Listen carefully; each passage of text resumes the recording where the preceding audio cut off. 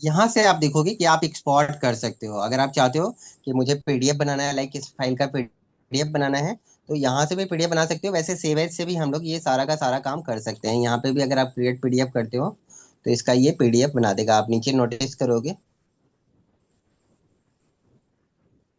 कि इसका एक्सटेंशन जो है वो पीडीएफ दिखा रहा है। और भी बहुत सारे एक्सटेंशन है, तो यहाँ पे तो एक्सपोर्ट करने में हमें सिर्फ पीडीएफ और एक्सपीएस डॉक्यूमेंट्स मिल रहे हैं। लेकिन आप नॉर्मली देखोगे कि जब हम लोग इसको सेव एज करते हैं तो बहुत सारे एक्सटेंशन आपको मिल जाते हैं। कुछ एक्सटेंशन के बारे में हम लोग ऑलरेडी डिस्कस करेंगे। जैसे मैं यहाँ से F12 प्रेस कर रहा हूँ, यानी सेव एज के लिए दे रहा हूँ, तो आप नोटिस करो कि नीचे बहुत सारे एक्सटेंशन आपको मिल जाते हैं। यहाँ से भी आप पीडीएफ सिलेक्शन कर सकते हो। आप देखोगे यहाँ पे पीडीएफ है, एक्सपीएस है, तो यहाँ पे बहुत सारे हैं एक्सटेंशन है जो आप स्टोर कर सकते हो।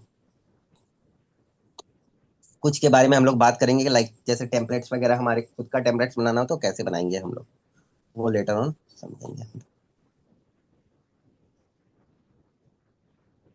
यहाँ से पब्लिश करने के लिए कि अगर आप पब्लिश करना चाहते हो तो पब्लिश कर सकते हो। जैसे बीआई के लिए, पावर बीआई के लिए हम पब्लिश करना चाहते हैं तो वहां से पावर बीआई के लिए पब्लिश कर सकते हैं। क्लोज बटन बताइए आपको, कंट्रोल डब्ल्यू आप यूज कर सकते हो।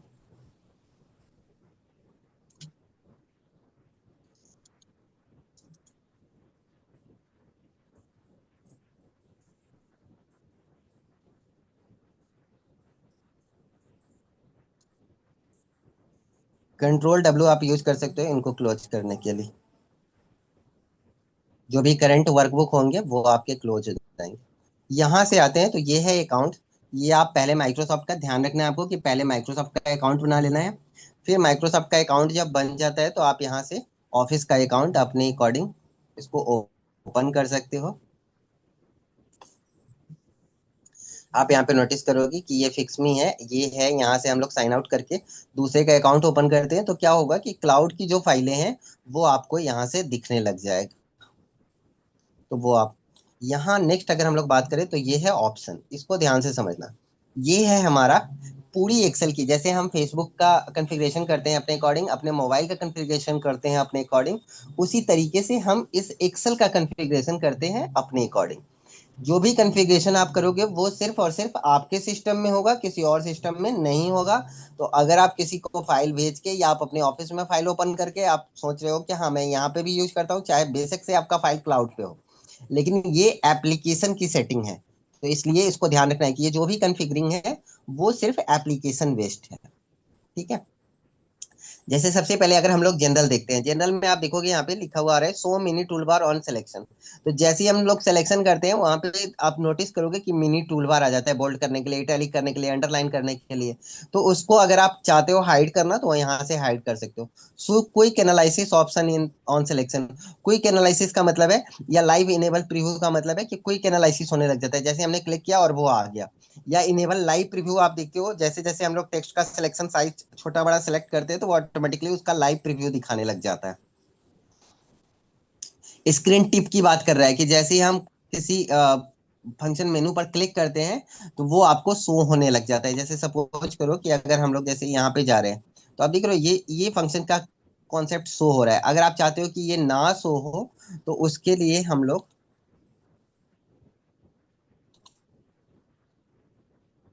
इसको अगर हटा देते, आप यहाँ पे नोटिस करोगे डोंट शो स्क्रीन टिप्स है, इसको अगर हम लोग ओके कर देते, अब देखो अगर इसी बोल्ट के पास मैं जा रहा हूँ तो ये शो ही नहीं हो रहा है।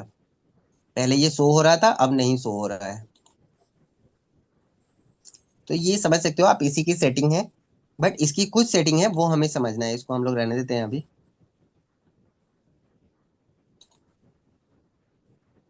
यहाँ पे देखोगे ये बाय डिफॉल्ट जो हमारे वर्कशीट्स आते हैं 2016 के ऊपर जितने भी वर्जन में आते हैं सब में क्या होगा कि लगभग बॉडी फॉन्ट होगा, आपका फॉन्ट साइज 11 होगा नॉर्मली जब आप टाइप करना शुरू करोगे तो। नॉर्मल व्यू में होगा, यहाँ पे व्यू आप देखोगे तीन चार व्यूज है यहाँ पे। ये नॉर्मल व्यू है, ये प्रिंट लेआउट व्यू है, यहाँ पे पेज ब्रेक प्रीव्यू है। तो ये तीनों अलग अलग प्रीव्यू है, वो हम लोग देखेंगे व्यू के ड्यूरिंग। तो यहाँ से अगर आप यहाँ पे दो सीट कर देते हो, जब भी आप नई फाइल खोलोगे तो दो सीट हो निकल के आएंगी। अभी आप नोटिस करोगे जब भी मैं नया वर्कबुक खोल रहा हूँ तो सिर्फ एक सीट आ रहा है, लेकिन अगर मैं दो की जगह तीन कर देता हूँ, यहाँ से ओके कर देता हूँ। अब आप नोटिस करो जैसे मैं कंट्रोल एन करूंगा तो आप नोटिस करो उसमें एक सीट आया था, यहाँ पे आप देख रहे हो एक साथ तीन सीट आ रहे हैं। तो ये आप यूज करके यहाँ से एक्सेल की सेटिंग इस तरीके से कर सकते हो।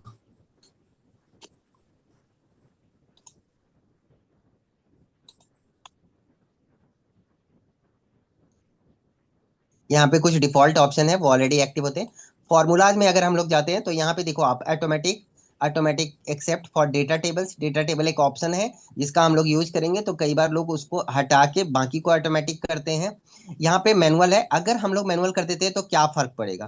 तो यहाँ से अगर आप मैनुअल कर देते हो तो आप नोटिस करो, अगर मैं यहाँ पे आप नोटिस करना है इसका टोटल है वो 180 आ रहा है।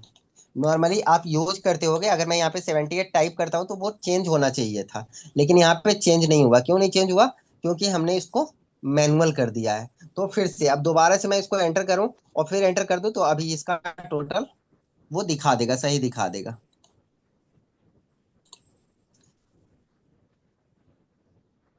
तो ये चीजें आपको ध्यान रखनी है कि इस तरीके से हम लोग इसका, बट ये ध्यान रखना है कि जो भी चेंज आप करते हो, अगर वो चेंज अगर आप भूल जाते हो तो फिर एप्लीकेशन में दूसरा कोई तरीका नहीं है, आपको वहीं से जाके चेंज करना होगा।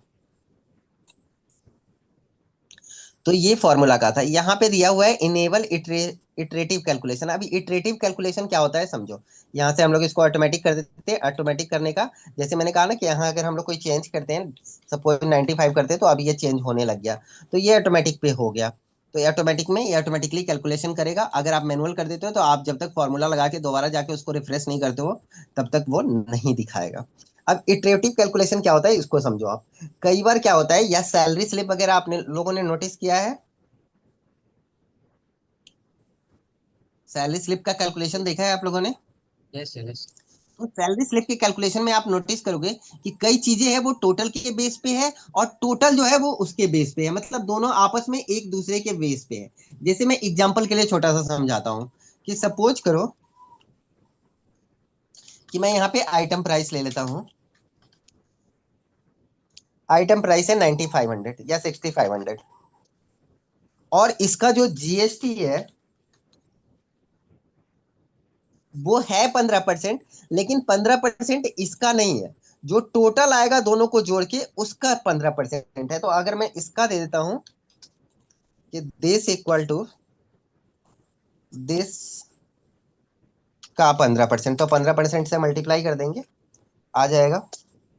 ठीक है, अब मैं यहाँ पे दोनों को ऐड ऑन कर रहा हूँ, तो देखो ये यहाँ पे आंसर ही नहीं देगा। इसको समझ में नहीं आया कि ये किया क्या। एक दूसरे के बेस पे हो गया, दोनों जीरो दे दिया, तो यहाँ पे इटरेट हो गया, क्योंकि इसका कैलकुलेशन इससे होना है और फिर इन दोनों को जोड़ के इसका कैलकुलेशन आना है। तो ये यहाँ पे कंफ्यूज हो गया, लेकिन जैसे ही आप यहाँ पे ये इटरेट करके आपस में कनेक्ट हो गया, तो आपस में कनेक्ट हो गया, एक दूसरे के बेस पे हो गया। ये नहीं कह सकते कि हाँ ये वाला फॉर्मूला उसके बेस पे है और वो वाला फॉर्मूला इसके बेस पे, दोनों एक दूसरे के बेस पे है। तो उस केस में आप क्या करोगे, यहाँ से फॉर्मूला में जाके जब इस इटरेटिव कैलकुलेशन को ऑन करोगे, तो अभी आप नोटिस करो, अब यहाँ पे जो अमाउंट दिखा रहा है 6 7, ये दोनों को एडिशन करोगे तो ये वाला अमाउंट आ जाएगा, और इसी अमाउंट का 18% ये वाला आ गया। फिर कौन सॉरी, सा पंद्रह ऑन किए परसेंट थे अभी? अभी हम लोगों ने जाके फॉर्मूला में, फाइल के कौन अंदर सा ऑप्शन है, फॉर्मूला ये में? बेसिकली हाँ एक्सेल की, हाँ एक्सेल की सेटिंग है। तो पहला तो हमने जनरल देखा था, इस हाँ फॉर्मूले के हाँ। अंदर ये इटरेटिव कैलकुलेशन को ऑन कर देना है, क्योंकि ये सैलरी स्लिप में थोड़ा ज्यादा यूज होता है। सैलरी स्लिप में क्या होता है, ये सही वगैरह जो आप निकालते हो वो 1.79% टोटल का होता है, और वो भी टोटल में ऐड होता है। मैडम। तो ये दोनों आपस में इटरेट कर जाता है, तो इटरेट कर जाता है तो आपको ये ऑन करना है, अदरवाइज वो आंसर नहीं देगा। और यहाँ से इटरेटिव देने के बाद आप नोटिस करोगे कि ये प्रॉपर तरीके से, आप देखो अगर इन दोनों को टोटल करते हैं तो ये वाली वैल्यू आ जाएगी, और इसका 15% अगर आप निकालते हो, मल्टीप्लाई 15%, तो ये वाली वैल्यू आ जाएगी। ठीक है, तो आप देखो ये भी सही है दिखा रहा है, ये भी सही दिखा रहा है। तो ये कैलकुलेशन कई बार आ जाती है कि हाँ हमने कमीशन देना है, लेकिन कमीशन को भी उसमें ऐड करना है और कमीशन को टोटल में दिखाना भी है।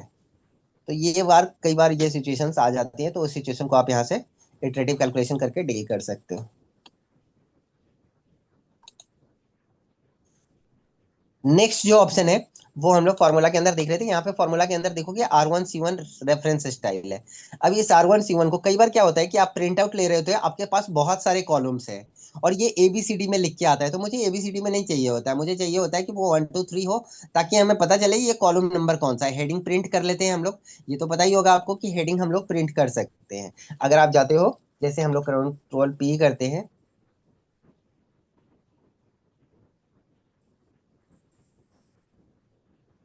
यहाँ से इसके पेज सेटअप में जाएंगे,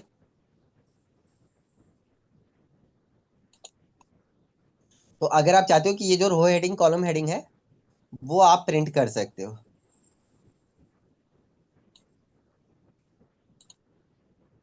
यहाँ पे आप नोटिस करो तो ये दिए हुआ है रो एंड कॉलम हेडिंग। आप यहाँ से क्लिक कर दो, ओके कर दो, तो अभी आप देखोगे कि आपके पेज में ऊपर जो है वो रो की हेडिंग और कॉलम की हेडिंग आ रही है। यहाँ पे आप नोटिस कर रहे हो, ऊपर 1 2 3 4 5 आ रहा है, और यहाँ पे नीचे जो है वो भी 1 2 3 4 5 आ रहा है, सॉरी ABCD आ रहा है। अभी आप नोटिस करो तो ABCD आ रहा है। अब ये ABCD आ रहा है तो कॉलम में तो वैसे ही नहीं पता चलेगा ये कौन सा कॉलम है, क्योंकि फॉर्मूला लगाने के लिए तो ठीक है, लेकिन कॉलम में नहीं पता चलेगा। तो उसके लिए आप यहाँ से यूज कर सकते हो R1C1 रेफरेंस स्टाइल। बट इससे एक प्रॉब्लम हो जाएगी। प्रॉब्लम क्या हो जाएगी? अभी देखो मैंने इसको R1C1 कर दिया, तो जब ये ABCD रहा ही नहीं, तो इसका फॉर्मूला भी R1C1 में कन्वर्ट हो जाएगा। अब देखो ये R1C1 आ रहा है। अब ये R1C1 क्या आ रहा है इसको समझने के लिए, हालांकि ऑफसेट में आपको ये समझना है, आगे जब हम लोग फॉर्मूला यूज करेंगे ऑफसेट वगैरह, तो वहां पे आपको ये समझना होगा। तो आप नोटिस करोगे रो सेम रो में है, इसलिए रो को कुछ नहीं दिखा रहा है, लेकिन कॉलम में -4 दिखा रहा है। ये जो वैल्यू है पहली वैल्यू है, यानी ये बात कर रहा है B2 की। तो B2 को क्या कर रहा है, वो सेम रो है इसलिए कोई वैल्यू नहीं लिया, लेकिन लेफ्ट में है तो वो माइनस में जाएगा, राइट में है तो प्लस में जाएगा, डाउन में है तो प्लस में जाएगा, लेफ्ट अप में है तो वो प्लस में जाएगा। ठीक है, इसी को मैं आपको दिखाता हूँ कि अगर मैं यहां से कोई फॉर्मूला यूज करता हूँ, इक्वल टू सम, और अभी मैं इसको सिलेक्शन ले रहा हूं, तो आप नोटिस करो क्या दिखा रहा है। अप में गया तो रो -10 दिखा रहा है, मतलब जहां पे हम लोग हैं उस फॉर्मूले से 10 ऊपर गया है। फिर यहाँ पे कॉलम में है तो वो -5 दिखा रहा है, ये हम लोग लेटर ऑन समझ लेंगे। बट आपको समझ लेना है कि अगर गलती से आप इसको ऑन करते हो फॉर प्रिंटिंग पर्पस, तो आपको दोबारा से जाके ऑफ कर देना है, वरना वो B2 जो है वो कॉलम का जो नंबर दिखा रहा था वो दिखना बंद हो जाएगा, फिर ये आपके लिए डिफिकल्ट हो जाएगा, क्योंकि आप फ्रेंडली हो चुके हो A2 B2 का, तो ये दिक्कत आ जाएगी। तो इसलिए हमें इस ऑप्शन को बंद कर देना है यहाँ से, इस फॉर्मूले के अंदर जाके हम लोग, लेकिन कई बार प्रिंटिंग पर्पज से हम लोग इसको यूज कर लेते हैं। यहाँ पे लिखा हुआ है फॉर्मूला ऑटो कंप्लीट, वही ऑटो कंप्लीट की बात हो रही है। Use table names in formulas, हम फॉर्मूला के अंदर टेबल का नाम यूज कर सकते हैं। अगर हम इसको हटा देंगे तो जैसे मैंने अभी आपको दिखाया था, वो नाम दिया था और नाम देके हमने उसको यूज कर लिया था, तो वो नाम नहीं दिखाएगा या फिर टेबल का नाम नहीं दिखाएगा। Get pivot data, pivot table के अंदर एक फंक्शन होता है गेट पाइवट डेटा, वहां से हम लोग पाइवट टेबल के अंदर से कुछ डेटा एक्सट्रैक्ट करते हैं, तो उसके लिए गेट पाइवट डेटा का यूज करते हैं। तो अगर हम लोग यहाँ से हटा देंगे तो गेट पाइवट टेबल जो फंक्शन है वो दिखेगा ही नहीं, बैकग्राउंड वगैरह, ये सिंपल सिंपल चीजें हैं, तो इसको हम लोग स्किप करते हैं। नेक्स्ट आते हैं हम लोग प्रूफिंग के अंदर। प्रूफिंग के अंदर यहाँ पे एक ऑटो करेक्ट ऑप्शन देखते हो। जैसे कई बार क्या होता है कि आपने नोटिस किया होगा, कई बार अगर आप जूम के अंदर 3 बार जो डबल ओ लिख दो, तो वो ऑटोमेटिकली करेक्ट कर देता है, राइट?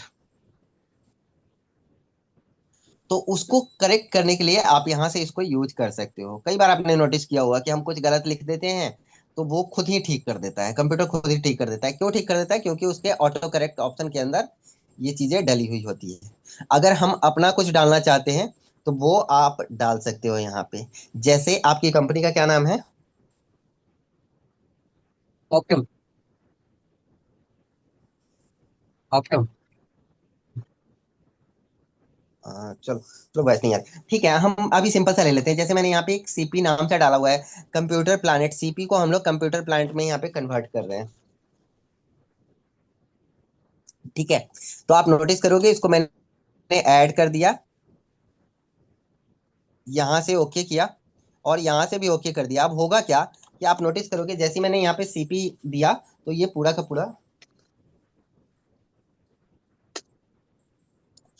पूरा कंप्यूटर प्लानट लिखा हुआ आ गया। तो ये इस तरीके से वर्क करेगा। हालांकि ये वे नहीं है, ये तरीका नहीं है, बट इसको भी हम लोग वहां पे यूज कर सकते हैं कि सीपू को करेक्ट करके उसने क्या कर दिया, कंप्यूटर प्लांट कर दिया। तो कई बार अगर हम टाइम वगैरह बचाना चाहते हैं तो अपनी कंपनी का शॉर्ट नेम देंगे, वो लॉन्ग नेम अगर मुझे चाहिए तो वो डायरेक्टली वहां पे दे देगा।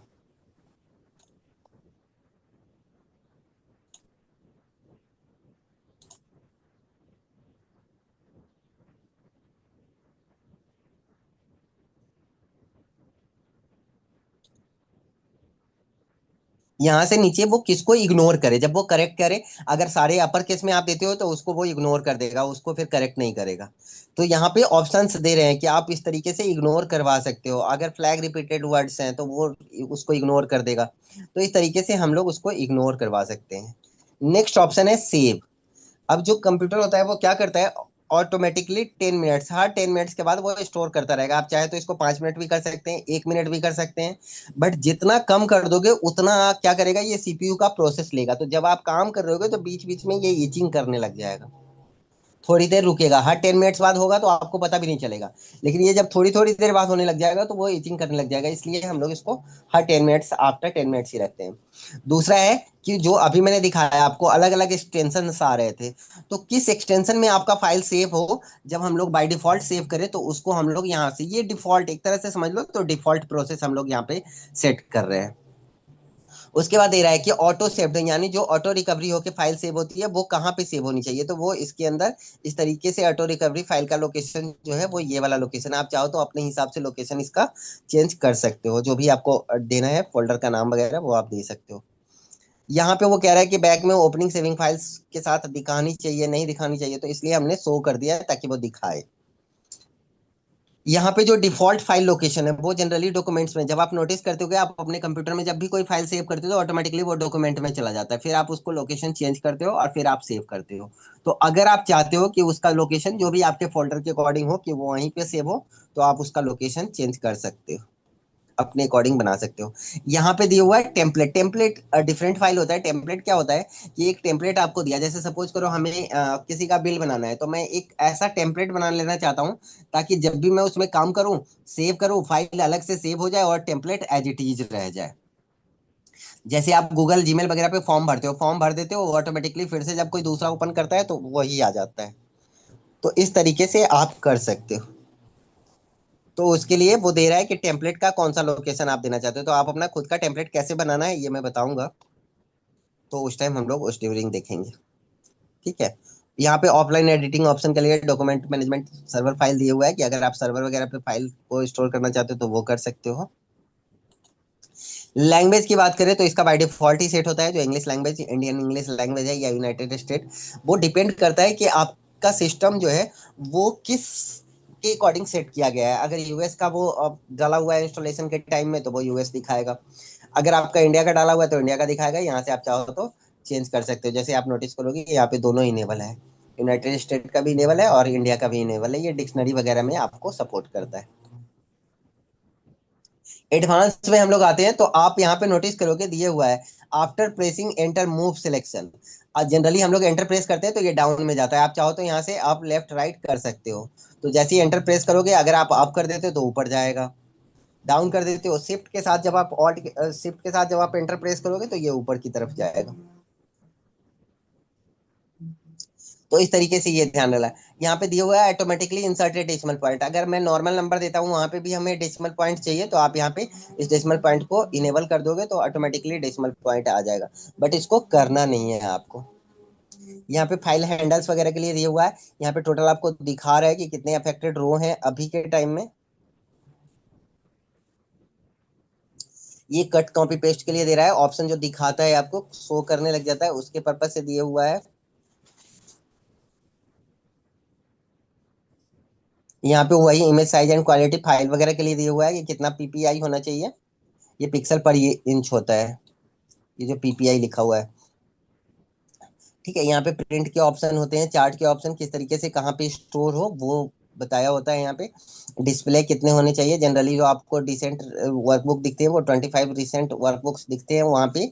जो आप देख रहे हो वहाँ पे अगर आप चाहते हो 5 ही दिखे तो आप 5 कर सकते हो। जैसे हमने ओपन किया था ना तो वहाँ पे दिखा रहा था ना रिसेंट रिसेंट में, तो नीचे आप नीचे नीचे करके जाते 25 नेम्स थे वो, तो आप चाहो तो उसको कम कर सकते हो। रिसेंट में 4 सबसे ऊपर आ रहे थे।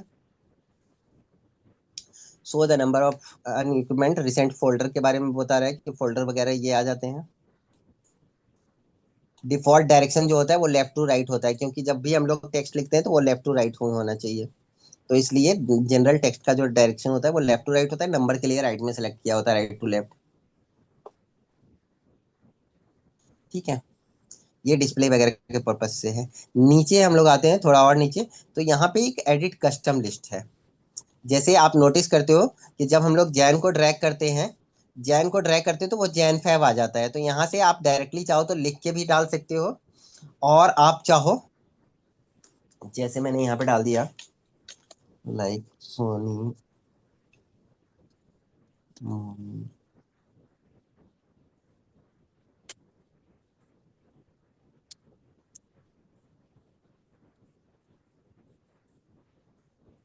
ये लिस्ट हमने बना दिया। अब यहाँ से अगर हम लोग ऐड ऑन कर देते हैं, तो जैसे हम लोग जैन फैब को ड्रैग करते हैं तो वो नाम आ जाते हैं।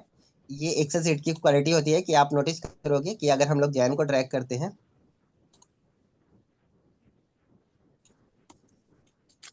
जैन को ड्रैग करते हैं तो आप नोटिस करोगे कि ये जैन फैब ऑटोमेटिकली आ जाता है। फिर ये लास्ट तक अगर आप लेके जाओगे तो फिर ये दिसंबर के बाद फिर से जैन शुरू हो जाता है। उसी तरीके से जो हमने अभी डाला है, लाइक मोनिट डाला है, तो अगर हम मोनिट डालते हैं यहाँ पे भी और इसको ड्रैग करेंगे तो आप देखो वो चारों सारे नाम आ गए, फिर से मोनी स्टार्ट हो गया। या फिर ये राजन का भी बना हुआ है, तो उसको भी हम लोग वहां से डालते हैं, तो ये आप ड्रैग करने पे देखोगे कि वो राजन वाला जो लिस्ट है वो यहाँ पे अवेलेबल हो गया। तो इसके दो तरीके हैं इस लिस्ट को बनाने का। पहला तरीका है कि आप वहीं पे जाके लिस्ट लिखते हो, that is more difficult. But अगर आप चाहते हो कि हाँ खुद से मैं बना लूं, जो एक्सेल सीट में मेरे पास है उसी को, ये किसी भी सीट पे वर्क करेगा, किसी भी, ये आपके सिस्टम में बेसिकली स्टोर हो रहा है। ये एडवांस के अंदर हम लोग जब नीचे जाते हैं तो यहाँ पे आपको दिखता है एडिट कस्टम लिस्ट। जैसे सपोज करो ये राजन का बना हुआ है, मैं इसको सिलेक्शन करता हूँ और यहाँ से डिलीट कर देता हूँ। ओके करते हैं। अब आप नोटिस करोगे, अब अगर मैं राजन को यहाँ से ड्रैग करता हूँ तो अब राजन राजन ही आएगा। क्यों? क्योंकि वो उसको हमने उस लिस्ट से हटा दिया है।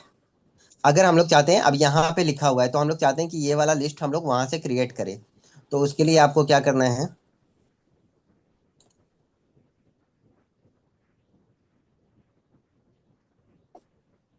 ऑप्शन के अंदर जाना है, एडवांस के अंदर जाना है, और यहाँ से हम लोग एडिट कस्टम लिस्ट में जाएंगे, और यहाँ से आप इंपोर्ट कर सकते हैं। आप नोटिस करेंगे यहाँ पे सिलेक्शन होके आ गया है। अगर नहीं भी होके आता है तो आप यहाँ पे क्लिक करके इसको सिलेक्शन करेंगे, और आप नोटिस करेंगे ये सिलेक्शन यहाँ आ गया। यहाँ से इंपोर्ट करते हैं, ये यहाँ आ गया, यहाँ से ऐड कर देना है, ओके कर देना है। अब ये इसके अंदर आ गया। अब अगर आप फिर से राजन लिखते हैं तो आप देखेंगे कि ड्रैग करते हैं, ये कई बार होता है इम्प्लाई का लिस्ट हमें सिलेक्शन करना होता है, बार बार लिखना होता है, तो उसको हम लोग कर सकते हैं। या कई बार आइटम्स वगैरह ऐसे होते हैं जो हमें बार बार चाहिए होता है, तो उसको भी हम लोग इस तरीके से यूज कर सकते हैं।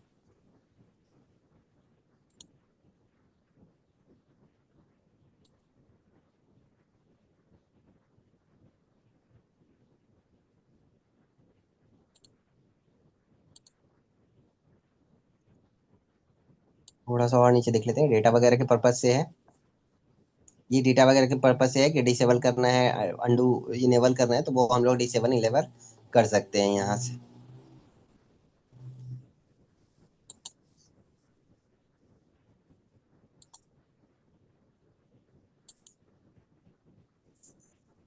नेक्स्ट ऑप्शन जो देखोगे आप एडवांस के बाद, कस्टमाइज रीवन आ रहा है।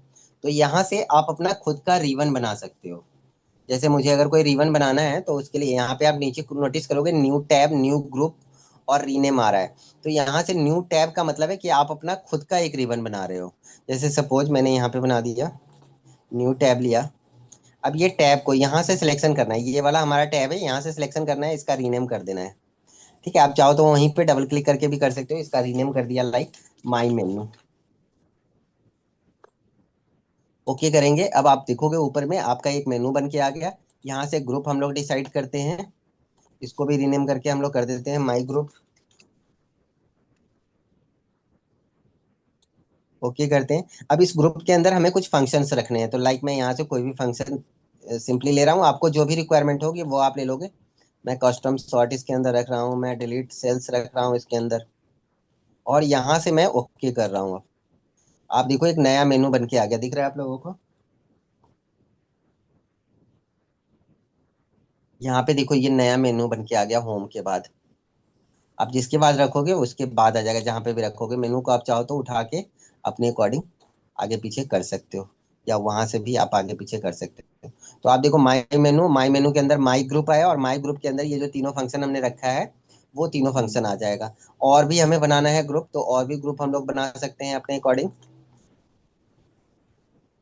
तो ये कई बार होता है, कई लोगों को हम दिखाना चाहते हैं कि वो सिर्फ रिपोर्टिंग वगैरह के पर्पज से देख रहा है, तो वो वहां पे हम लोग क्लिक करते हैं। अब यहाँ से गया, मैंने फिर से एक न्यू ग्रुप लिया, इसका भी रीनेम कर दिया मैंने, यहाँ पे नाम कर दिया माई ग्रुप 2।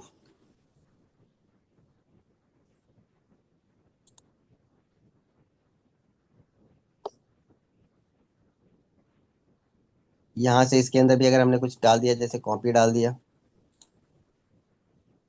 ओके करते हैं, तो आप देखो ये माई ग्रुप आ गया, माई ग्रुप 2 आ गया, और इसके अंदर कॉपी का ऑप्शन आ गया। तो आप चाहो तो खुद का अपना मेनू बार भी बना सकते हो।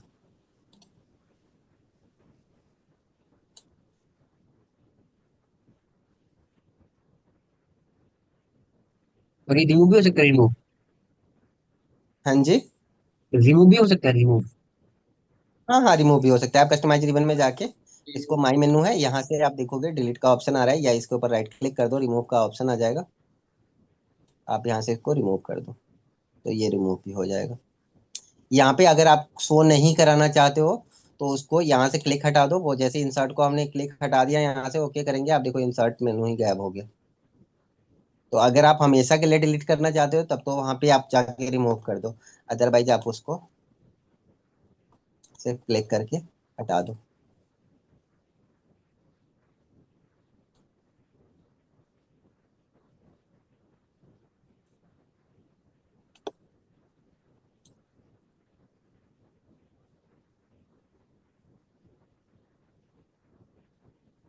यहाँ से quick access toolbar, quick access toolbar के अंदर कुछ हटाना चाहते हो, डिलीट करना चाहते हो, आप मुझे ये हटाना है तो यहाँ से रिमूव कर दो, ये हट जाएगा। ये हटाना है, यहाँ से रिमूव कर दो, ये हट जाएगा। तो आप हटा भी सकते हो और ला भी सकते हो। एडिंग्स जो है, ये बेसिकली जैसे आप प्लगइन्स की बात करें, या फिर मैं बात करूं उसके अंदर सिस्टम के अंदर कई सारे फीचर होते हैं ना जो आप इनेबल करते हो, तो उसी तरीके से एक्सेल के अंदर बहुत सारे बाद में जो है लाइब्रेरीज डाली गई है। तो ये कुछ फीचर्स है जो आप एडिंस करते हो तो वो एडिंस कर सकते हो। जैसे आप देखोगे यहाँ पे एनालिसिस टूल पैक है, analysis tool pack for BBA है, यूरो करेंसी टूल है, तो इसमें से हम लोग कुछ थोड़ा बहुत देखेंगे भी, थोड़ा बहुत इसके ड्यूरिंग देखेंगे, थोड़ा बहुत पावर बीआई के ड्यूरिंग देखेंगे, थोड़ा बहुत बीबीए के ड्यूरिंग देखेंगे, तो वो हम लोग देखेंगे। जैसे सॉल्वर है, अगर आपको नहीं समझ में आ रहा है, इसको आप सिचुएशन दोगे, ये आपको सॉल्व करके दे देगा। तो इस तरह के कुछ आइडेंस हम लोग देखेंगे, प्लगइन्स हम लोग देखेंगे। यहाँ पे अगर ट्रस्ट सेंटर की बात करें, तो ये होता है कि जैसे ही आप किसी के वीवीए फाइल को ओपन करते हो तो वहां पे आप नोटिस करोगे वो लिखा हुआ आ जाता है। अगर आप अलाउ करते हो तभी, चूंकि वीवीए फाइल क्या होती है, एक प्रोग्रामिंग होती है, और वो प्रोग्रामिंग के थ्रू वो आपका सारा का सारा डेटा ले सकता है अगर ऑनलाइन है तो इसलिए हम लोग उसका ट्रस्ट सेंटर देते हैं कि हाँ, ट्रस्ट सेंटर की सेटिंग करते हैं कि नहीं नहीं, हमारे सिस्टम जो है वो पूरी तरह से सेफ है, वो नहीं दिखाए तो वो नहीं दिखाएगा, डायरेक्टली कनेक्ट हो जाएगा। और इसी तरह से ये ट्रस्टेड पब्लिशर्स का, लोकेशन का, सबका जो जो ट्रस्टेड चीजें हैं वो हम लोग यहाँ पे डिफाइन करते हैं, बट ये ऑलरेडी डिफाइन होता है, वही चलता है।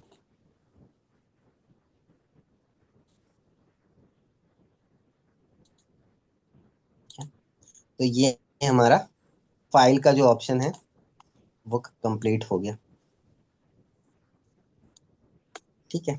अगर हम बात करें यहाँ से, तो यहाँ से होप्स ऑफ फॉन्ट आप लोगों का लगभग लगभग क्लियर होगा, राइट? फॉन्ट में तो कोई दिक्कत नहीं होगी।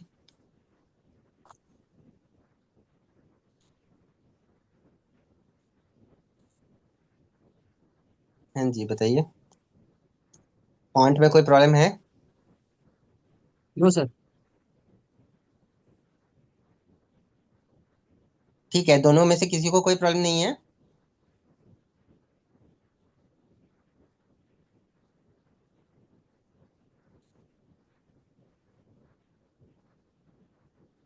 मनोज, आपको भी कोई दिक्कत नहीं है?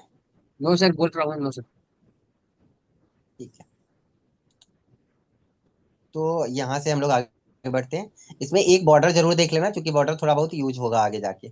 अलाइनमेंट की बात करें तो अलाइनमेंट में क्लियर है। ये जो है वो अप डाउन के लिए है। यहाँ पे लेफ्ट राइट सेंटर करते हो तो ये पता ही होगा आपको। यहाँ से हम लोग इसको टेक्स्ट की एडिटिंग दे सकते हैं, यानी इसको कई बार क्या होता है, जैसे यहाँ पे देखोगे हिंदी इंग्लिश मैथ साइंस ज्यादा एरिया ले रहा है, तो उसके लिए हम लोग इसको यहाँ से कम कर सकते हैं। अब जैसे ये वाला फॉर्मेटिंग आ रहा है, ये फॉर्मेटिंग मुझे नहीं चाहिए। यहाँ पे आप देखोगे ये काउंटिंग की फॉर्मेटिंग में है, तो इसको हम लोग जनरल कर देंगे। जनरल करते ही ये इस तरीके से आ जाएगा।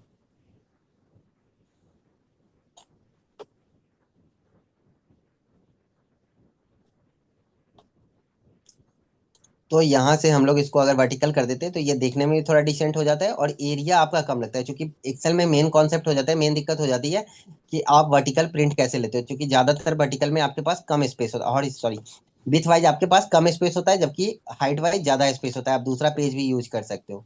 तो उस केस में हम लोग क्या करते हैं, इस तरीके का कॉन्सेप्ट यूज करते हैं प्रिंटिंग वगैरह के पर्पज से। अब यहाँ पे दिख भी सही रहा है, हमें पता चल रहा है कि यहाँ हिंदी का नंबर है, ये इंग्लिश का नंबर है, ये मैथ्स का नंबर है, और ये देखने में भी डिसेंट लग रहा है। और यहाँ से हमारा स्पेस भी कम हो गया, नहीं तो बहुत सारा स्पेस ले रहा था ये। तो इसलिए भी हम लोग इसको यूज करते हैं। यहाँ पे इंडेंटिंग की बात करें तो इंडेंटिंग में क्या होता है कि सपोज अगर मैं इसको सेंटर करता हूँ, मुझे लेफ्ट में थोड़ा सा स्पेस चाहिए, तो मैं इसको सेंटर में कर देता हूँ। बट सेंटर में आप देखोगे इसका अलाइनमेंट जो है वो खराब हो गया। तो यहाँ से हम लोग इसका अलाइनमेंट यहाँ से ठीक कर सकते हैं। आप देखो अलाइनमेंट भी ठीक है, और हमारे पास लेफ्ट में स्पेस भी आ गया। तो ये इंडेंटिंग कहलाता है। ये इंडेंटिंग हम लोग दे देते हैं। रैप टेक्स्ट के लिए मैंने शॉर्टकट्स बताया था, क्या थे वो शॉर्टकट्स, याद है आपको? हाँ जी अविनाश। सर वैसे तो याद नहीं है। हाँ, तो इसको थोड़ा सा ना देखना और यूज टू हो जाना, जैसे प्रैक्टिस करते हो ना उस टाइम में थोड़ा सा हाँ हाँ, शॉर्टकट का यूज करना। क्योंकि ये जो ठीक। शॉर्टकट्स हैं ये ऑलरेडी बने हुए हैं। एक तो मैंने बता ही दिया था आपको शॉर्टकट बनाने का तरीका, हाँ क्या। कि कैसे हाँ, बनाना है। तो अभी मैंने बताया ऑल्ट ऑल्ट प्रेस शिफ्ट करके आप करके शॉर्टकट उसके बना बाद सकते कोई हैं। भी फंक्शन। हाँ, ऑल्ट एंटर अगर हम लोग करते हैं तो ये है वर्ड वर्ड रैप ही। लेकिन ये वर्ड रैप थोड़ा सा अलग टाइप का है। ये जो रैप टेक्स्ट है ये थोड़ा अलग सा है। ऑल्ट एंटर और नॉर्मल रैप टेक्स्ट में दोनों में डिफरेंस है। क्या डिफरेंस है? तो यहाँ से अगर हम लोग ऑल्ट एंटर करते हैं तो ये जनरली जब आप एंटर प्रेस करते हो तो अभी हम लोगों ने देखा शॉर्टकट में कि वो क्या चला जाता है, दूसरे सेल में चला जाता है। बट ये क्या करेगा, next line into same cell.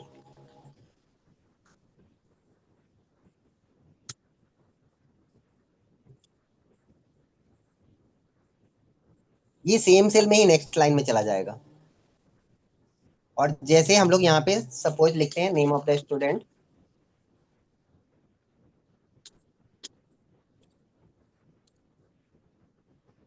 अब ये देखोगे आप नहीं आ रहा है, और भी बहुत ज्यादा बढ़ाएंगे तो बहुत ज्यादा स्पेस लेगा। तो इसके लिए हम लोग रैप टेक्स्ट का यूज कर सकते हैं। ये जैसे जैसे आप इसको स्पेस कम करोगे, ऑटोमेटिकली ये 2 लाइन 3 लाइन में डिवाइड होता चला जाएगा।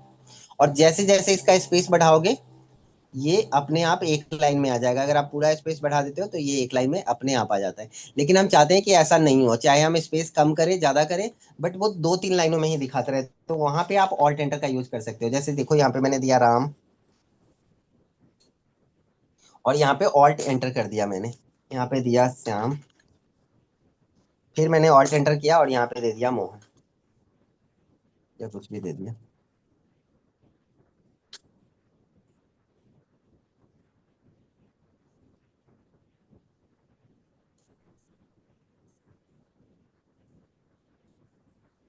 ठीक है, तो आप देखोगे ये तीनों नाम जो है वो 3 लाइन में दिखा रहा है।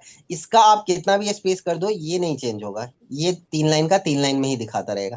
तो इस दोनों में एक माइनर डिफरेंस भी है। ये भी रैप टेक्स्ट है, ये भी रैप टेक्स्ट है, लेकिन ये रैप टेक्स्ट कब होता है, स्पेस के अकॉर्डिंग काम कर रहा है, लेकिन ये ऑटो में काम नहीं कर रहा है। कई बार हमें जरूरत पड़ती है इस तरह की, कि सपोज करो एक ऐसा कंटेंट है जिसमें हमें 3 लाइन लिखना है एक ही सेल के अंदर, तो उसमें हम लोग इसको ऑल्ट एंटर को यूज करते हैं।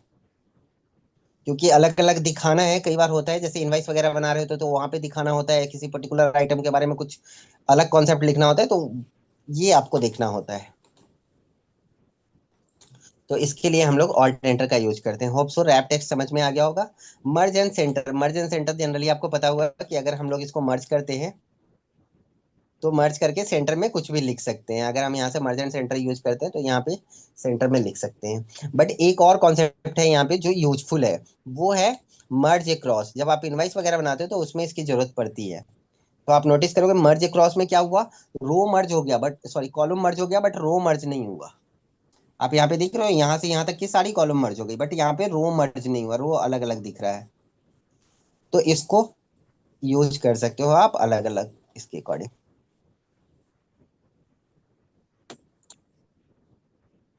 नंबर फॉर्मेटिंग, नंबर फॉर्मेटिंग हम लोग देखेंगे एडवांस वे में।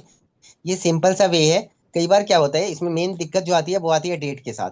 जैसे सपोज करो मुझे यहाँ पे एवरेज निकालना है और गलती से मैंने यहाँ पे डेट डाल दिया।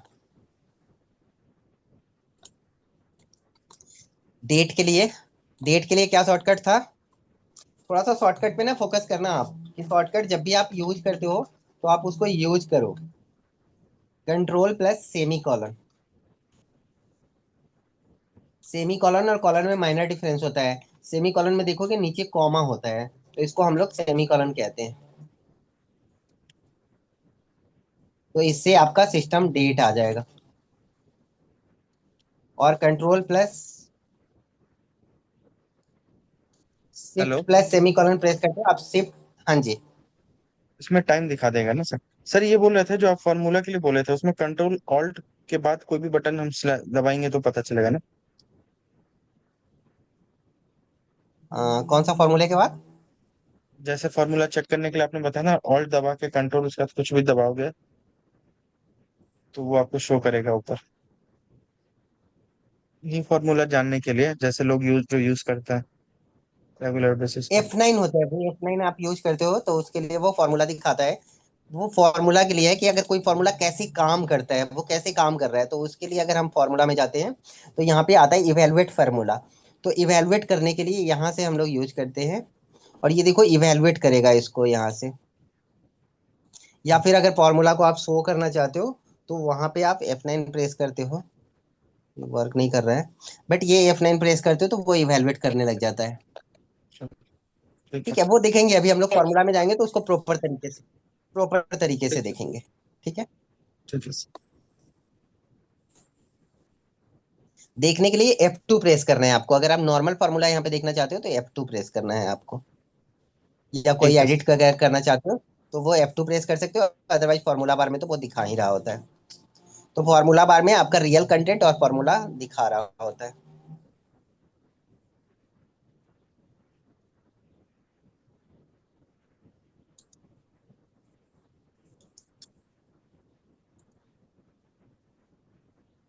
यहाँ पे मेन जो बता रहा था मैं कि अगर यहाँ पे डेट अगर हम लोग डालते हैं तो कंट्रोल कॉलन हमने डाला। ये देखो जब आप शिफ्ट के साथ प्रेस करोगे तो ऊपर वाला सिंबल आ जाएगा, और ऊपर वाला जो सिंबल है उसमें आप नोटिस करोगे कि कॉमा नहीं है नीचे, तो वो सेमी वो कॉलन कहलाता है। ये नीचे वाला जो है वो सेमी कॉलन कहलाता है।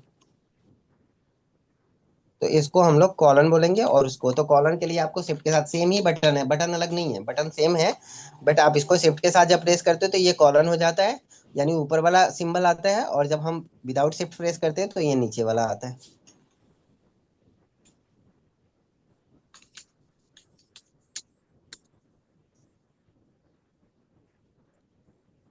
तो यहाँ से ये टाइम आ जाएगा, सिस्टम का जो टाइम है वो टाइम यहाँ पे इंसर्ट होके आ जाएगा।